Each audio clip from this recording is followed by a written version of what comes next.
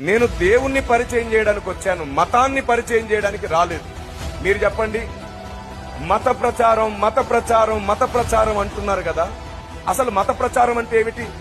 మతం అంటే ఏమిటి? మీకెప్పుడైనా మతం కనబడిందా? మతం ఎప్పుడైనా మాట్లాడిందా? మీరు విన్నారా? మతం మనిషా, జంతువా? నీరు, నిప్పు, గాలి, రాయి, రప, ఈ పంచభూతాల్లో ఏదైనా మతమా? కాదు. ఈ సమస్తము దేవుడు చేసిన సృష్టి. మరి పూజలు, వ్రతాలు, పునస్కారాలు మతమా? కాదు. ఇది భక్తి. పోని గ్రంథాలు మతమా? కాదు. ఇది దేవుని జ్ఞానం. మరి మతం ఏమిటి? మతం పొట్టిగా ఉంటుందా, పొడవుగా ఉంటుందా, సన్నగా ఉంటుందా, లావుగా ఉంటుందా? ఎలా ఉంటుంది మతం? ఎవరైనా చూశారా మతాన్ని? లేదు. మరి మతం మారినట్టు ఎలా కనబడుతుంది? దేవుణ్ణి నమ్ముకున్నాం కాబట్టి, దేవుణ్ణి నమ్ముతున్నాం కాబట్టి ఏం మారుతుందంటున్నారు?